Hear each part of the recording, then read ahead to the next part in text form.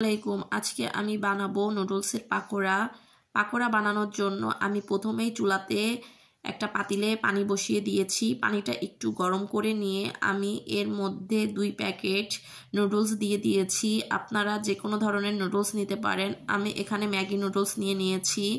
নুডলসটা আমি সিদ্ধ করে নিয়েছি।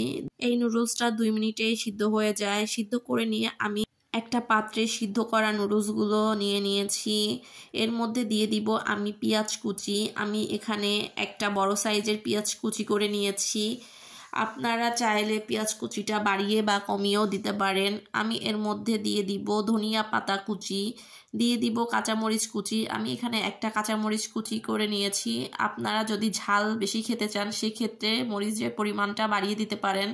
দিয়ে দিয়েছি নুডলসের মধ্যে থাকা মশলা আর দিয়ে দিয়েছি একটা ডিম। এখন আমি হাত দিয়ে একটু মেখে নিয়ে এর মধ্যে আমি দিয়ে দিব চালের গুঁড়া। আপনারা চাইলে চালের গুঁড়ার পরিবর্তে কর্নফ্লাওয়ারও ব্যবহার করতে পারেন।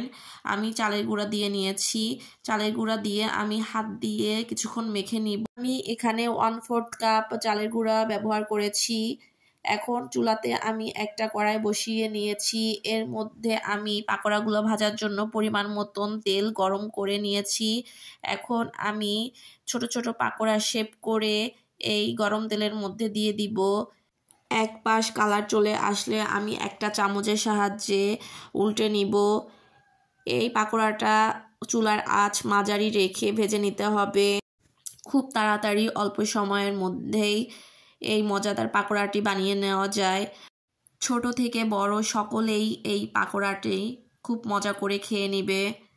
আপনারা বাসায় এভাবে একদিন বানিয়ে খেয়ে দেখবেন। আর কে কে এভাবে বাসায় নুডলসের পাকোড়া বানিয়ে খেয়েছেন অবশ্যই কমেন্টে জানিয়ে যাবেন। আর আমার ভিডিওটি যদি আপনাদের কাছে ভালো লেগে তাহলে অবশ্যই একটা লাইক দিয়ে যাবেন।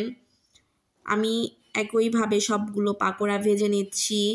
এক পাশ খুব ভালো করে ভেজে নিয়ে আমি খুন্তির সাহায্যে উল্টে নিব। দুনো পাশ খুব ভালো করে ভেজে নিয়ে আমি এরকম একটা চামচের সাহায্যে পাকোড়াগুলো তেল থেকে তুলে নিব। তৈরি হয়ে গেল ঝটপট খুব তাড়াতাড়ি নুডলসের পাকোড়া রেসিপি। এই শীতে ঠান্ডার মধ্যে গরম গরম এরকমের নুডলসের পাকোড়া হলে কিন্তু জমে যাবে। ভালো থাকবেন আপনারা সবাই। আল্লাহ হাফেজ।